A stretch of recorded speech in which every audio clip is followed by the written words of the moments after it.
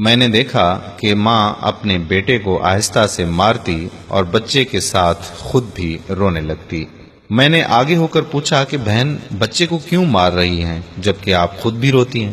اس نے جواب دیا کہ بھائی صاحب، آپ کو تو معلوم ہے کہ اس کے والد اللہ کو پیارے ہو گئے ہیں اور ہم بہت غریب بھی ہیں۔ میں لوگوں کے گھروں میں مزدوری کرتی ہوں اور اس کی پڑھائی کا مشکل سے خرچہ اٹھاتی ہوں۔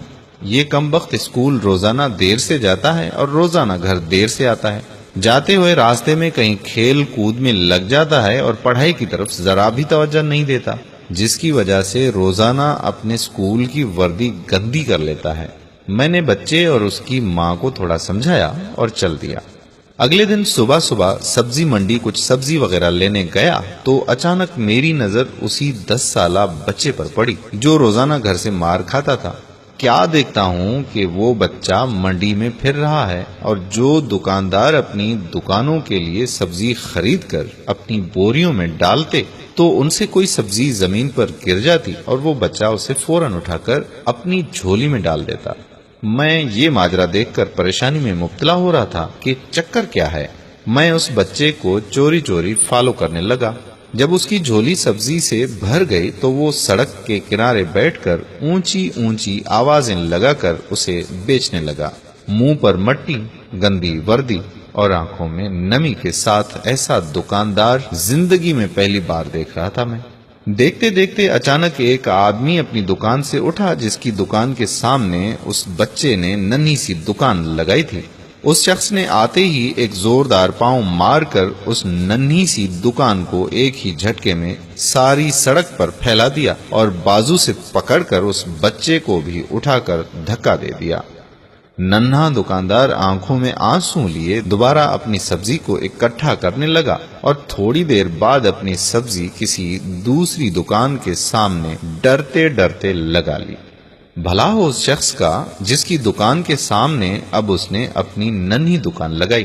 اس شخص نے اس بچے کو کچھ نہیں کہا۔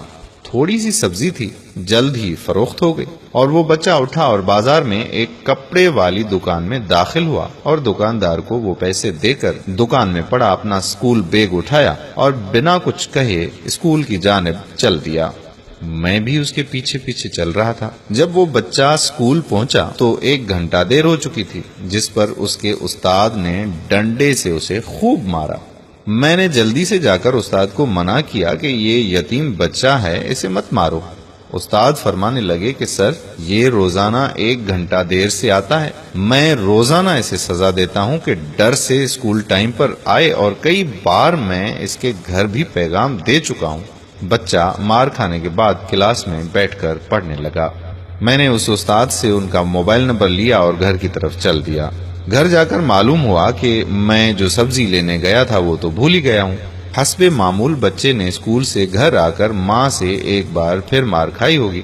ساری رات میرا سر چکراتا رہا۔ اگلے دن صبح کی نماز ادا کی اور فوراً بچے کے استاد کو کال کی کہ منڈی ٹائم ہر حالت میں منڈی پہنچے، جس پر مجھے مثبت جواب ملا۔ سورج نکلا اور بچے کا اسکول جانے کا وقت ہوا اور بچہ گھر سے سیدھا منڈی اپنی ننھی دکان کا بندوبست کرنے نکلا۔ میں نے اس کے گھر جا کر اس کی والدہ کو کہا کہ بہن میرے ساتھ چلو، میں تمہیں بتاتا ہوں کہ آپ کا بیٹا اسکول کیوں دیر سے جاتا ہے۔ وہ فوراً میرے ساتھ چلنے لگی اور یہ کہتے ہوئے چل پڑی کہ آج اس لڑکے کی میرے ہاتھوں خیر نہیں، چھوڑوں گی نہیں اسے میں۔ منڈی میں لڑکے کا استاد بھی آ چکا تھا۔ ہم تینوں نے منڈی کی 3 مختلف جگہوں پر پوزیشنیں سنبھال لیں اور ننھی دکان والے کو چھپ کر دیکھنے لگے۔ حسب معمول آج بھی اسے کافی لوگوں سے جھڑکیں لینی پڑی اور آخرکار وہ لڑکا اپنی سبزی فروخت کر کے کپڑے والی دکان کی طرف چل دیا۔ اچانک میری نظر اس کی ماں پر پڑی تو کیا دیکھتا ہوں کہ بہت ہی درد بھری سسکیاں لے کر زاروں قطار رو رہی تھی، اور میں نے فوراً اس کے استاد کی طرف دیکھا تو بہت شدت سے اس کے آنسو بہ رہے تھے۔ دونوں کے رونے میں مجھے ایسا لگ رہا تھا جیسے انہوں نے کسی مظلوم پر بہت ظلم کیا ہو اور آج ان کو اپنی غلطی کا احساس ہو رہا ہو۔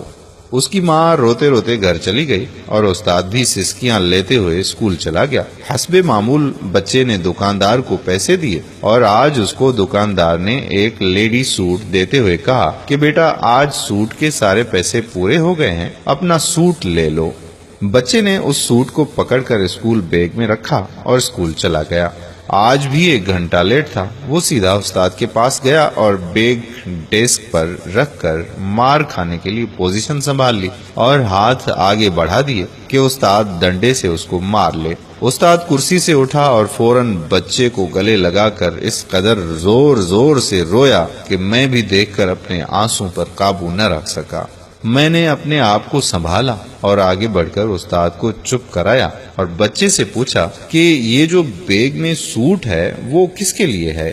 بچے نے جواب دیا کہ میری ماں امیر لوگوں کے گھروں میں مزدوری کرنے جاتی ہے اور اس کے کپڑے پھٹے ہوئے ہوتے ہیں۔ اس کے پاس جسم کو مکمل ڈھانپنے والا کوئی سوٹ نہیں ہے، اس لیے میں نے اپنی ماں کے لیے یہ سوٹ خریدا ہے۔ میں نے پوچھا یہ سوٹ اب گھر لے جا کر ماں کو دو گے؟ بچے کے جواب نے میرے اور اس کے استاد کے پیروں کے نیچے سے زمین ہی نکال دی۔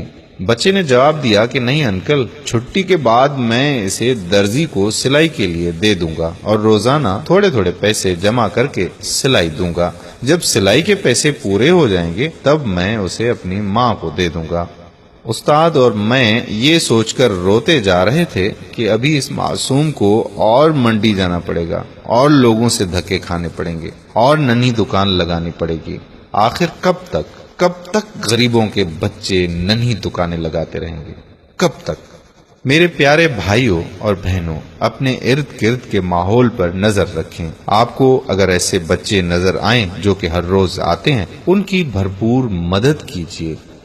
اگر آپ نے ابھی تک ہمارا پیج پیارا اسلام لائک نہیں کیا تو ابھی سے لائک کر کے فالو کر دیجیے اور ساتھ ساتھ ہمارے یوٹیوب چینل پیارا اسلام کو بھی سبسکرائب کر دیجیے تاکہ ہم ایسی مزید دلچسپ ویڈیوز آپ تک پہنچاتے رہیں۔ اس ویڈیو کو ثواب کی نیت سے شیئر ضرور کیجیے گا۔ جزاک اللہ خیرہ۔ السلام علیکم ورحمۃ اللہ وبرکاتہ۔